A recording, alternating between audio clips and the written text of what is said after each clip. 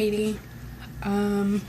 So I put on lipstick and winged eyeliner tonight because I was really angry earlier, and now I'm just kind of sad, fading into apathetic. Hopefully, it's gonna stick with me for like a week though. I quit my job tonight. And as much as everyone's telling me it's not my fault, it still feels like it is. I'm going to try and explain it, and you can form your own opinions. Basically, what I do is I'm a nanny.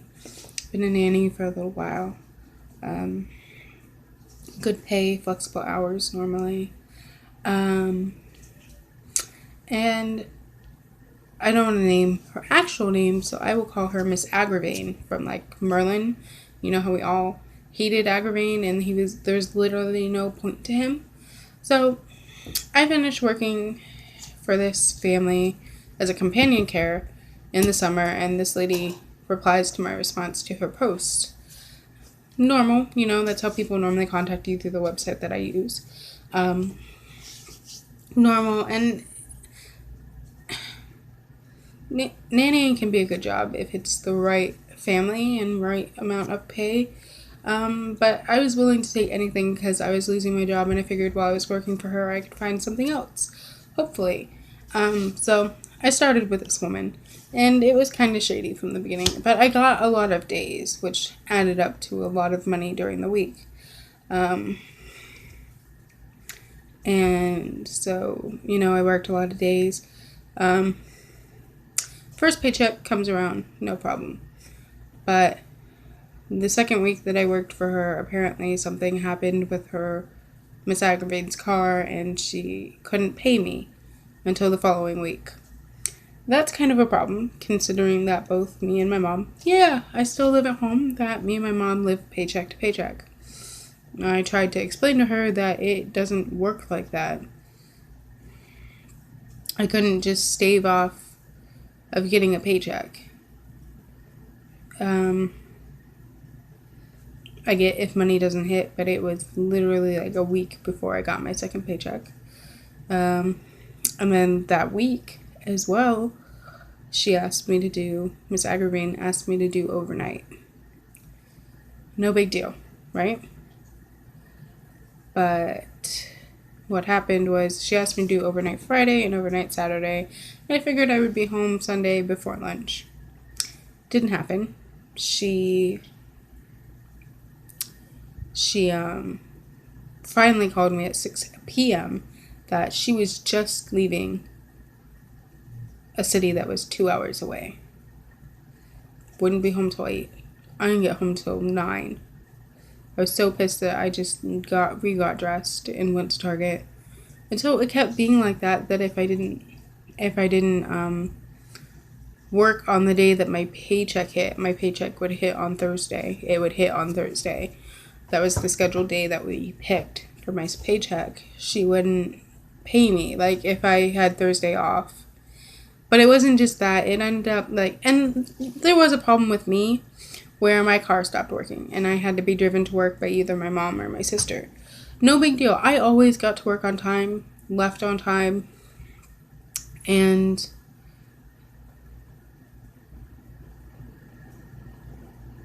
I always got to work on time.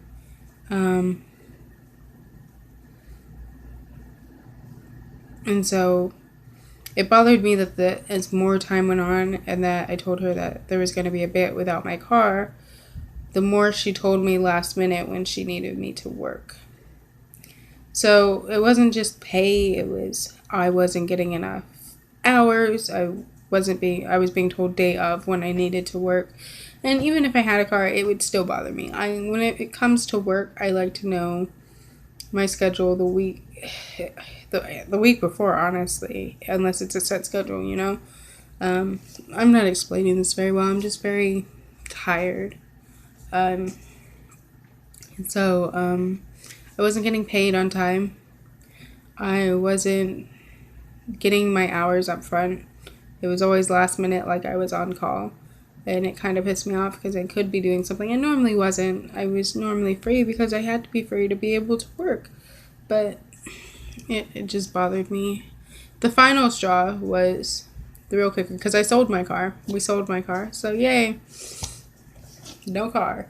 The real kicker was this past Thursday. She asked me to meet at the gym 5 minutes away from my house. 2 minutes away from my house by car. 5 minutes away by walking time. No big deal. Get there at the specified time that Miss Aggravain asked me to be there. She tells me that she will call me after she's done. Funny, because you told me that this was the time that you would like me to be here. So I wait over 3 hours for her to show up. I'm in the plaza. I am just literally just sitting outside the gym waiting. I finally walk over to the retail store / grocery store, the Kmart, and I go in there for a little bit to pass time. Text her again saying that my phone is about to die. So I say that I'm going to walk back over and sit back on the bench. I waited another hour before I decided to go in the gym because I wasn't sure how weird it would be to wait till close. So I go in, talk to the girl at the front desk and say, "Hey, can I just take a look around? And do you know if she's here?" And the girl says that she checked in, but they don't really check out. So she could have escaped while I was over lollygagging in Kmart. So finally I text her that I am going home.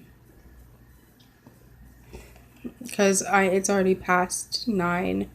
And even though it's a short walk, it was a short walk in the dark as a woman. She texts me saying, "Oh no, my phone died." Miss Aggravain is like, "Oh no, my phone died. I will bring it to you tomorrow." Tomorrow comes. That just pissed me off that she couldn't just drop it off on the way home because I was literally 2 minutes away. So tomorrow comes and I tell her that I have an appointment. And she literally waits till the last minute to bring it to me. So it's overall everything. And I know that like me not having a car was inconvenient, but it didn't impede my fact of getting to work on time. Being there, being available for her, even if it was inconvenient to me, because we needed the money. And it just bothers me because she's the kind of woman that can turn it around. She's one of those passive-aggressive people that can turn it around and make it feel like it's your fault. And everyone keeps telling it's not my fault, that I did the right thing by quitting, but it's still, I had to quit. Even if I didn't really want to work for her anymore, I had to quit. It's not a good feeling to quit your job. It's not as empowering as it feels, I guess. So everyone tells me I did great, and Courtney is supportive, Emily is supportive, and my sisters are supportive, but it doesn't change the fact that I had to quit my job. And like, I left her a voicemail because I'm not good at talking over the phone, and I just didn't want to deal with her anymore. So I left her a voicemail, and she got really angry about it, and now I understand why she keeps going through sitters, because you know what? It isn't my fault. It isn't my fault that you are lying and you're kind of trash and I don't want to say this about other ladies, but she wasn't a very good boss. You didn't pay on time. You weren't punctual. I wasn't treated with respect. And I loved her kids. I was good with her kids, and she ends up trying to turn it around like, I have differences with you, and I wish you the best. I'm very catty. She was very catty, and I tried to leave a very nice voicemail because even though you were rude to me, I still left you with respect. Because it sounded like she wanted me to quit too, so I was just like, well, it's not my fault that you are all over the place. So she left me a really mean text message, and I deleted it, and I deleted her number, and I deleted the thread, and I even deleted the screenshots that I took after I sent them to Courtney and Emily, so I can just wipe the slate clean and pretend like she doesn't exist, like it was a bad blip. So hopefully I can pick up a seasonal job, but I'm gonna try and look for a career. But I don't know how to describe how I'm feeling. But sometimes you get a bad ache. and you make a bad omelet. No, I don't even want to use metaphors. I don't know. I'm sad and I'm angry and I feel hurt and I feel like I did something wrong. There's nothing anyone can do to change that, to be honest. It's just how I feel. It's how my mind works. And I'll be picking at it for the next week, probably. But just wanted to explain it.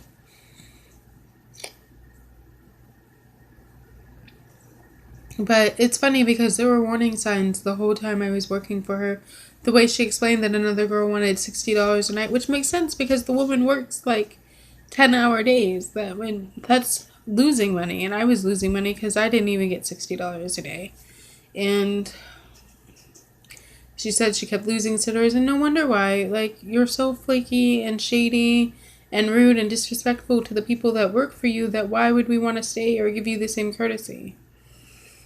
So, it's not my fault, and I just have to remember that. Okay. I'll talk to you guys later. Maybe I'll do a fun video tomorrow or the next day.